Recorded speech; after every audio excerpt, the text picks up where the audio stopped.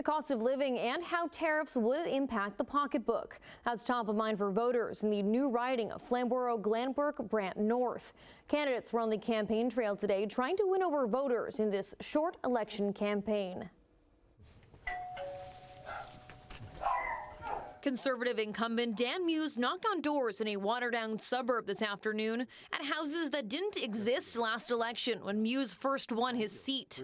People are squeezed with cost of living, and that's very much top of mind for people. Our plan is to reduce taxes, to cut the carbon tax for real, for good, because the grocery price inflation in Canada is 37% higher than in the U.S. And the cost of housing in Canada has doubled over the course of the last 10 years. There's plenty of new constituents for candidates in the Flamborough, Glanbrook, Brant North riding to reach this time around.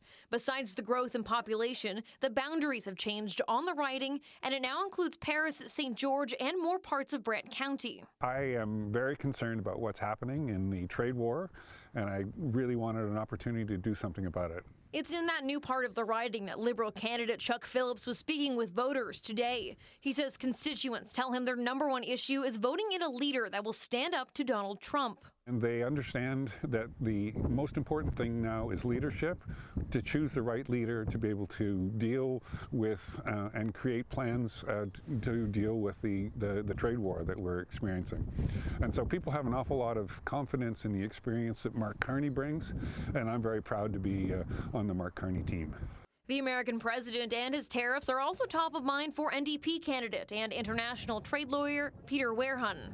We're in a more dangerous world than we've ever been in, and there's one party that has been talking about these kind of issues like trade for 30 years consistently, and that has been the NDP. And I'm glad that the Liberals and Conservatives are starting to catch up to us on a lot of these issues, but I'm just worried about whether they'll actually be able to do the things that they're saying to do. Green candidate Anita Payne will also be on the ballot in Flamborough, Glanbrook, Brant North, though the party says she is not actively campaigning.